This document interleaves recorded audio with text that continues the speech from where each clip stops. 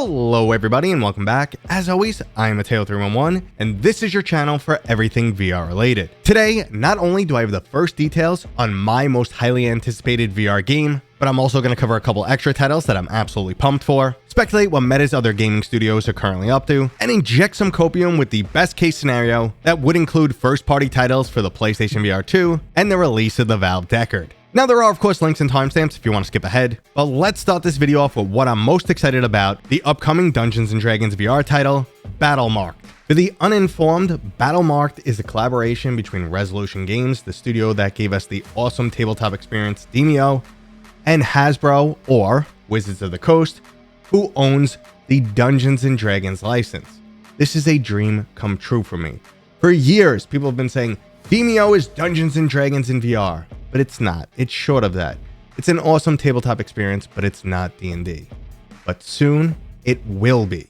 Now, the overall information is still quite sparse, and we're only getting a little bit of a tease with a cinematic trailer. Now, from the information that has been provided, Battlemarked will be coming to PC consoles standalone and will also include XR support. There'll be 2 story-driven co-op campaigns at release, and more will be introduced over time as DLC. Now, for those of you who wanted to take on the role as Dungeon Master, unfortunately you won't be able to do that here, as this is a DM-less co-op experience. Now, all other information is pretty sparse. We don't have a release date or a price tag, and from what I've read, it sounds like they're basically taking the Demeo game and using that as the foundation and just adding D&D lore, D&D graphics, and a little bit more of the D&D rule set into the experience. So overall, I'm pumped. I still don't think we're going to get a full-on D&D system where all the rules are one-to-one, but I think we're going to take Demeo and just move it a couple steps closer to D&D, and for the D&D fans like myself, it should be pretty freaking awesome. Now, I previously speculated that we're going to be waiting until 2026 for this game, and based on the fact that there's not a ton of information here, I think that still remains true, but who knows, Resolution Games might surprise us later in the year. Now, speaking of surprises, the next game I am absolutely pumped for is Hitman World of Assassination on the PlayStation VR 2. Now, it's very possible I am setting myself up for failure once again, as the 3 previous attempts at this title were everywhere from lackluster to extremely bad. Now, even though all of the Hitman VR versions have been pretty crappy, one thing has remained throughout each, and that's the fact that it's still a really good game. So I'm dying to see it done justice, to get the controls right, to make it feel right, and then you get to jump into this world and take on the role of a badass assassin. There's really nothing else like that in the whole VR industry. There isn't a game that has that feel or the multitude of different avenues you can go to solve your assassination attempt or whatever your overall mission is, depending on the level. It's just a very unique experience that I want to see done right, and there is plenty of room for porting games to VR. As much as I don't believe that ports should make up the bulk of VR games, every once in a while it really does inject some magic into VR, and some prime examples are the Resident Evil series. So I'm once again keeping my fingers crossed for Agent 47 and hoping against my better judgment that this game doesn't fall flat yet again. Now at this point, we have a pretty incredible game that's been delayed about 1,000 times, and if you don't know what I'm talking about, that's Wanderer Fragments of Fate. So a previous version of this game came out years ago, and it probably released a little too early. It did have some issues. However, Wanderer was absolutely fantastic. It was some of the best storytelling in VR. It had an amazing production value, which is generally quite low in VR games. It was robust, graphically impressive. So across the board, it was a really good game. Just had a couple rough edges. And again, it only released on PC VR and PlayStation 1 at the time. Well, now they're coming back with a full remake. They've added a ton of features, added new content, and they're also bringing it down to the Quest. Now, the delays are probably because they started on the PC side first, and porting from PC down the Quest is harder than obviously going the other way, and they're going to be releasing multi-plat, which is very hard. That's a lot of Q&A to make sure it's working well on PC, PlayStation, and the Quest. So tons of optimization and tons of QA. so they do have an uphill battle, and that's where I'm expecting most of the delays are coming from. But based on just how good the original game was, I have some pretty huge expectations for the remake. Not only is this title a lot more robust than the VR games we typically get, but it's also quite unique because it focuses mainly on storytelling and puzzle solving. Now, I know that's not for everybody, but it is nice to see in a world filled of zombie shooters. Now from here, I want to jump into a little bit of speculation mode and discuss what first-party games may be coming from Oculus Studios.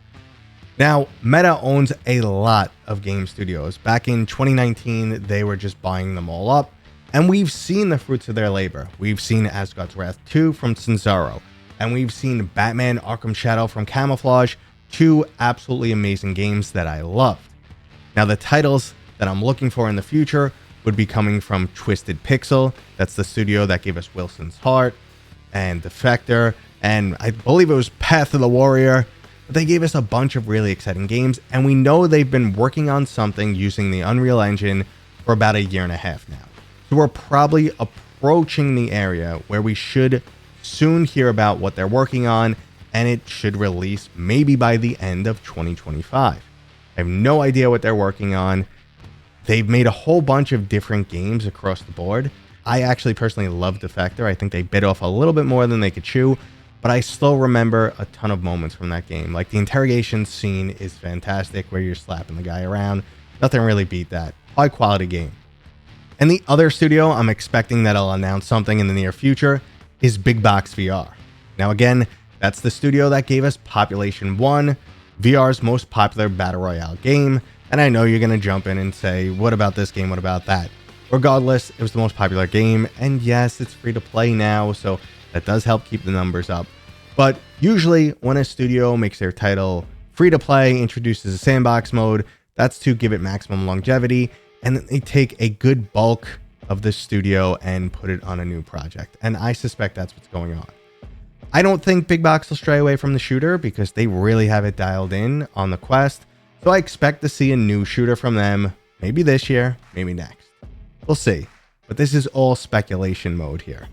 And finally, I'll end this video off with a bit of copium / best case scenario. Besides the Valve Deckard, the one thing that could get me pumped up more than anything else is Sony going back to first-party PlayStation VR2 games. Ideally, these games will also release on PSVR, but I do acknowledge that this is extremely unlikely. I would like more than anything to see a God of War or Spider-Man VR game, but like I've said time and time again, Sony has bigger priorities than VR at the moment. Now, the much more likely best case scenario for VR this year is the Valve Deckard dropping. I haven't given up hope. I think it's actually possible that we could see it later this year. And I think it's so important because it has the potential to really shake things up on multiple levels. One, it would introduce a ton of new people to VR. Because like I've said, they're most likely going on the route of a Steam Deck on your face. Those controllers match something very similar to your typical gamepad. They have the same layout, and it should run like a even stronger Steam Deck.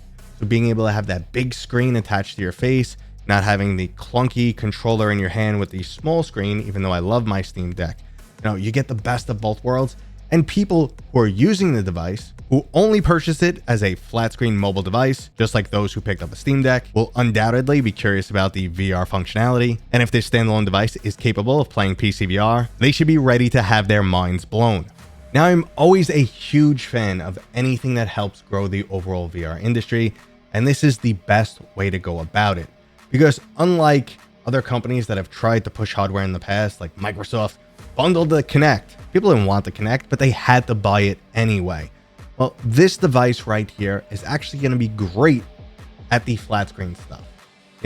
Maybe it's going to be a little bit of a push to tell people they got to put something on their head, but if they can get past that, they're going to have a fantastic flat screen gaming experience because the Steam Deck is awesome, and using something like a Quest in the past for flat screen gaming works damn well.